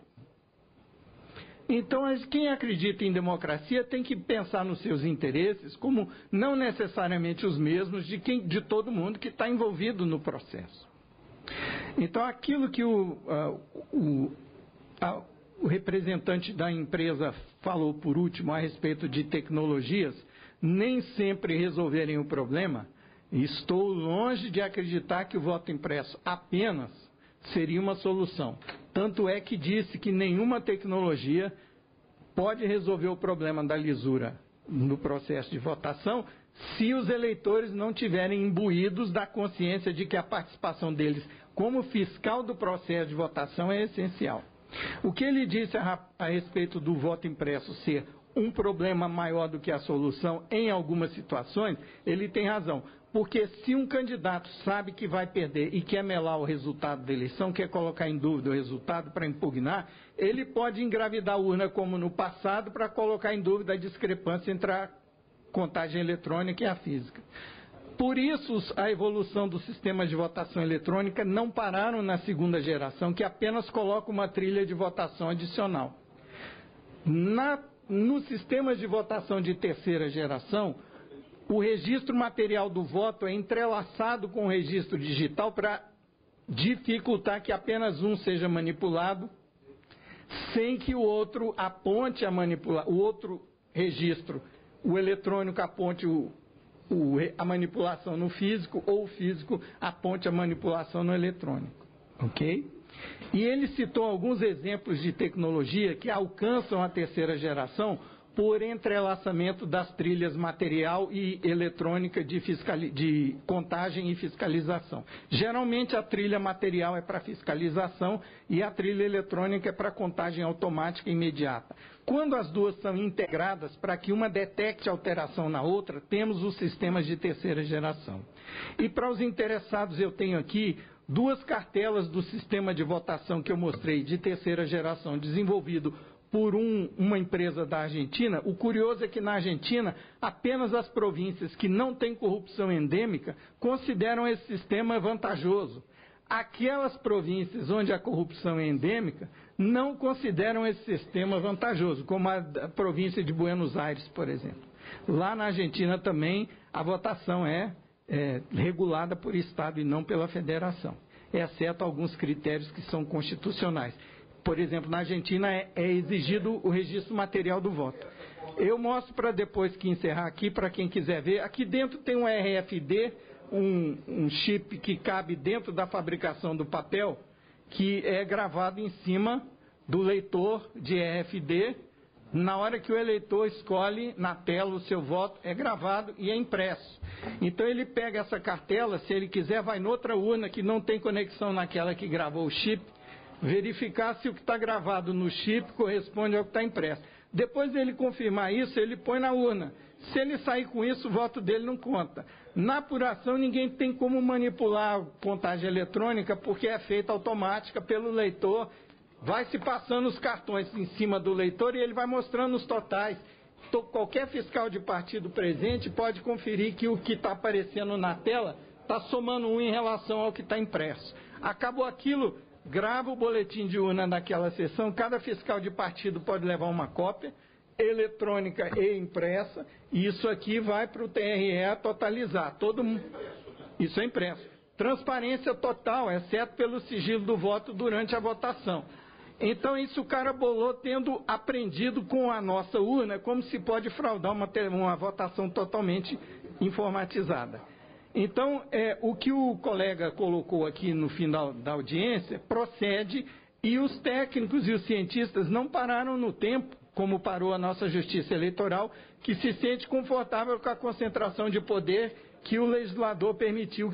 Gente, o que temos hoje na Justiça Eleitoral é uma reação pendular que herdamos da Revolução de 30. Quem tinha o poder de decidir o resultado eleitoral era o Legislativo. A Revolução de 30 tirou do Legislativo e colocou concentrada do mesmo jeito no Judiciário. Isso não era uma solução definitiva, isso era uma solução temporária. Estamos vendo com a informatização o resultado. Obrigado, deputado. Bem, antes de fazer o encerramento, eu quero registrar primeiro que foi feito um convite ao TSE e também à empresa. Evidentemente que quando o convite não é aceito, com relação aos ministérios, ao Poder Executivo, nós temos o poder de convocá-los. Não é o caso de um poder do TSE. Mas, de qualquer forma, eu sou o relator do projeto de lei 8080 de 2014, que trata da mudança da questão eleitoral, inclusive